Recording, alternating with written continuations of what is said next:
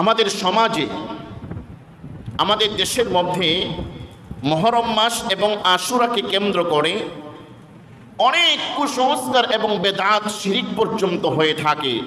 তার মধ্যে উল্লেখযোগ্য কিছু আমি আপনাদের সামনে বর্ণনা করব। তার মধ্যে এক নাম্বার হচ্ছে মুহররম মাস।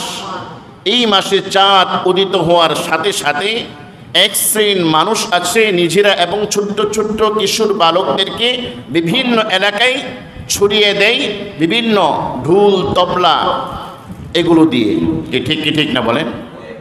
জোরে আওয়াজ দিয়ে বলুন আমার কথা ঠিক কি ঠিক না? কোথায় পেল এটা? কুরআনুল কারীমের ৬,০০০-এর অধিক কোনো আয়াতের মধ্যে কি ঢোল তবলার কথা বাজানোর জন্য উৎসাহ আল্লাহ দিয়েছেন নাকি নিষিদ্ধ করেছেন? বলেছেন রাসূল এটা শয়তানি কাজ, এগুলো করলে শয়তান খুশি হয়, আল্লাহ বেরাজ হন, আর যে ব্যক্তি এগুলো করে আল্লাহ রাব্বুল আলামিন তার উপর লানত করেন।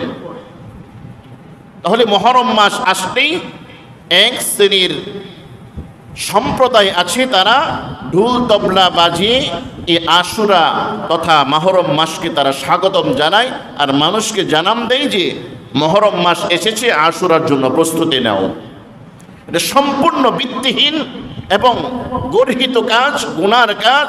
এটা পরিত্যাগ করা অবশ্যই অবশ্যই কর্তব্য। মুহতারাম হাজিরিন, ২ নাম্বার কুসংস্কার বেদাত হচ্ছে এক শ্রেণীর সম্প্রদায় আছে, তারা লাল সাদা কালো পোশাক পরিধান করে। এই 10 দিন লাল পরে, সাদা পরে, কালো পরে, আর গলার মধ্যে কাপড় দিয়ে পেঁচিয়ে রশি বেঁধে তার গলার মধ্যে পেঁচিয়ে রাখে। কি আমাদের সমাজে এক শ্রেণীর সম্প্রদায় আছে কি আছে না বলেন? কোথায় পেল এটা? কুরআনুল কারীম, হাদিসুস শরীফ, কোথায় ইজমা কিয়াস, কোথায় এটা? সম্পূর্ণ ভিত্তিহীন কুসংস্কার এটা। এটাও অবশ্যই অবশ্যই পরিত্যাগ করা তাদের জন্য কর্তব্য। ৩ নাম্বার, মুহররমের 10 তারিখ পর্যন্ত, 1 তারিখ থেকে 10 তারিখ পর্যন্ত কিছু মানুষ আছে আমাদের সমাজে, ওই সম্প্রদায় ব্যতীত তারা তো করেই, আমাদের মধ্যেও কিছু মানুষ আছে লবণ ছাড়া তরকারি খায়। কি ভাই, আছে কি আছে না? লবণ ছাড়া তরকারি খায়, গোস্তের তরকারি, মাছের তরকারি ইত্যাদি খায় না।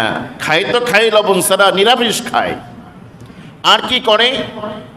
মাছ খায় না, গোস্ত খায় না ইত্যাদি করে থাকে এবং নগ্ন পায়ে, খালি পায়ে, উলঙ্গ পায়ে হাঁটাচলা করে। সম্পূর্ণভাবে কুসংস্কার ভিত্তিহীন বেদাত। এটাও অবশ্যই অবশ্যই পরিত্যাগ করা কর্তব্য। মুহতারাম হাজিরিন, ৪র্থ নাম্বার, মুহররম মাস আসলেই এক শ্রেণীর মানুষ আছে, তারা বলাবলি করে এই মাসেই বিবাহ শাদী করানো যাবে না এবং দেওয়াও যাবে না। কি ভাই, আছে কি আছে না? মুহররম মাসকে আল্লাহ রাব্বুল আলামিন এগুলো নিষেধ করেছেন নাকি মহান আল্লাহ রাব্বুল আলামিনের কাছে সব মাস, প্রত্যেকটা মাসের প্রত্যেকটা দিনে রাতে ইবাদত করতে হবে? আলাদাভাবে আল্লাহ রাব্বুল আলামিন কিংবা প্রিয় নবী সাল্লাল্লাহু আলাইহি ওয়াসাল্লাম বলেন না এই মাসে বিবাহ শাদী বন্ধ কিংবা করা যাবে না, দেয়া যাবে না। এটাও সম্পূর্ণ কুসংস্কার ভিত্তিহীন এটা। এবং নারীরা সাজসজ্জা করা ত্যাগ করে সাজে না তারা। এ হচ্ছে ৪র্থ নাম্বার। এটাও সম্পূর্ণ ভিত্তিহীন কুসংস্কার, এটা করা যাবে না। মুহতারাম হাজিরিন, ৫ম নাম্বার, এক শ্রেণীর মানুষ আছে ইমামের নামে মান্যত করে, ভিক্ষাবৃত্তি এগুলো টাকা কালেকশন করে বিভিন্ন অলিতে গলিতে বিভিন্ন মানুষের কাছ থেকে টাকা কালেকশন করে। এভাবে মুরগি, গরু, ছাগল ইত্যাদি তারা কালেকশন করে। এটা সম্পূর্ণ ভিত্তিহীন কুসংস্কার, এটাও করা যাবে না, এটা পরিত্যাগ করা আবশ্যক। ৬ নাম্বার, এই মুহররম মাসকে কেন্দ্র করে, আশুরার কারবালাকে কেন্দ্র করে এক শ্রেণীর মানুষ আছে খিচুড়ি পাকায় নিরামিষ দিয়ে নিজে খায় এবং আশপাশ এলাকায় বিভিন্ন মানুষের কাছে পাঠিয়ে দেয় বরকত হিসাবে। এটাও সম্পূর্ণ ভিত্তিহীন বেদাত। এমনকি সেই খিচুড়ির মধ্যে যদি গরু ছাগলের গোশত দিয়ে থাকে, ওই গরু ছাগল যদি আল্লাহর নাম ব্যতীত কোনো বাবার নামে তাদের ভাষায় সেটা জবেহ করে, সেই খাবার খাওয়া, খিচুড়ি খাওয়া সম্পূর্ণ হারাম। আর হারাম খেলে ইবাদত কবুল হয় না, অন্তত পক্ষে তার কোনো কিছু কবুল হবে না আল্লাহর দরবারে। এটাও সম্পূর্ণভাবে পরিত্যাগ করা মুসলমানের জন্য আবশ্যক। এটা পরিত্যাগ করা উচিত যদি তার ঈমানকে বাঁচাতে চায়। এই হচ্ছে 6 নাম্বার। 7 নাম্বার বিষয়, অত্যন্ত গুরুত্বপূর্ণ বিষয়, যে এক শ্রেণীর মানুষ আছে এই মাসে আশুরার দিনকে কেন্দ্র করে তাজিয়া বানায়। তাজিয়া কি জিনিস? তাজিয়া হচ্ছে যে বড় একটি চাদর দিয়ে কবরের মতো বানায়, ভিতরে হয়তো বাঁশের কিছু দিয়ে, সেটা দেখতে কবরের মতো আর কি, এক কথায়। উপরে যে চাদরটা দেওয়া হয় সেটার মধ্যে কিছু আরবি টারবি বিভিন্নভাবে লেখা আছে। এই কবর বানাই। কবর কার? হযরত হুসাইন রাদিয়াল্লাহু তাআলা আনহুর কবর। এভাবে তারা কবর বানায়। এক সম্প্রদায় তাদের বাড়ির মধ্যেও এই সমস্ত কবর রাখে এবং সেই কবরকে কী করে?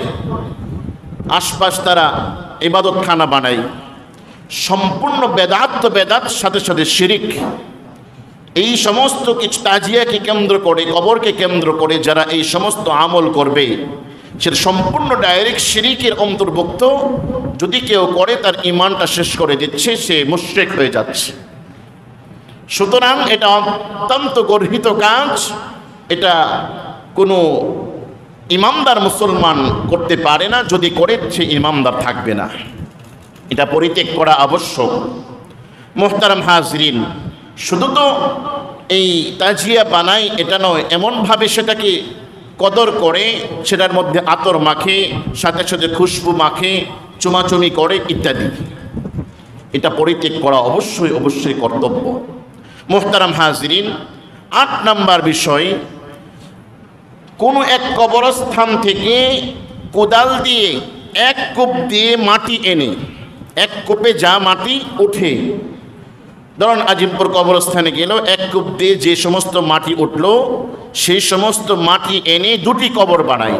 1 কবর হাসান আর 1 কবর হুসাইন রাদিয়াল্লাহু তাআলা আনহুমা কবর বানায়। ওইরকম একটা কবর বানিয়ে সেটার কি তাজিম করে, সম্মান করে।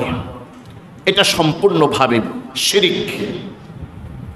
আমি নিজেই দেখেছি, এক সম্প্রদায়ের বাড়িতে কোনো এক ঘটনাক্রমে গিয়েছিলাম, সেখানে কবরও রয়েছে। আল্লাহ মাফ করুন, তাদেরকে ঈমান দান করুন।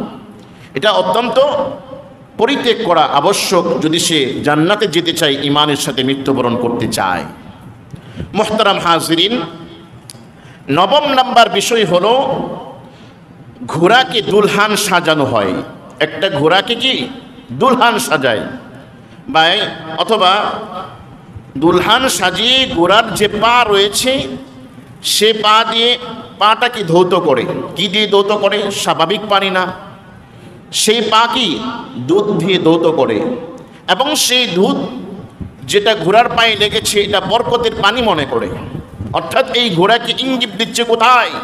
হযরত হুসাইন রাদিয়াল্লাহু তাআলা আনহু যে ঘোড়ার উপর আরোহণ করে যুদ্ধ করেছিল, সেই ঘোড়ার সাথে তুলনা করতেছে। আর সেই দুধ দিয়ে, আল্লাহর পবিত্র একটা খাবার, দুধ দিয়ে পাকে ধৌত করে, আর সেই দুধগুলো নিজে ভক্ষণ করে অন্য মানুষদেরকে পান করায়। এটা কি মনে করে? বরকত মনে করে, শেফা মনে করে, আরোগ্য দান করার ঔষধ মনে করে। এটাও সম্পূর্ণভাবে বেদাত এবং কুসংস্কার পরিত্যাগ করা আবশ্যক। মুহতারাম হাজরিন, 10 নাম্বার বিষয় হলো তাজিয়া মিছিল বের করা। যা 10 তারিখ বিশাল তাজিয়া মিছিল বের করে, সামনে কবরের মতো দেখা যায়, হ্যাঁ, সামনে পিছনে মাঝখানে থাকে, আর সেখানে তাদের নেতাকর্মীরা, তাদের গুরুরা, ইমামরা সেখানে থাকে। হ্যাঁ, এভাবে কি তারা সেই 10 তারিখ কেন্দ্র করে ছুরি, চাকু ইত্যাদি, চাবুক হাতের মধ্যে নিয়ে নিজের শরীরের মধ্যে আঘাত করে চিৎকার করতে থাকে। আর কি বলতে থাকে? হাসান হোসেন, হাসান হোসেন, হাই হাসান, হাই হোসেন। কেমন প্রেমিক দেখেন, যে হযরত হাসান এবং হুসাইন রাদিয়াল্লাহু তাআলা আনহুর যে চমৎকার দুটি নাম, সে নাম দুটি পর্যন্ত তাদের জবান থেকে সুস্পষ্টভাবে বিশুদ্ধভাবে বের করতে পারে না। হুসেন, হুসেন শব্দ কি? তার নাম তো হুসাইন, হাসান সেটাকে বিকৃত করে ফেলে। হুসাইন রাদিয়াল্লাহু তাআলা আনহুর নামটা পর্যন্ত তারা উচ্চারণ করতে পারে না। সেখানে তাজিয়া মিছিল বের করে নিজের শরীরের মধ্যে চাবুক ইত্যাদি দিয়ে পিটতে থাকে আর রক্ত বের হতে থাকে। বোঝাতে চাচ্ছে যে আমরা হাসান হুসাইনের অত্যন্ত বেশি প্রেমিক, তাদের জন্য আমার জীবনও দিতে পারি।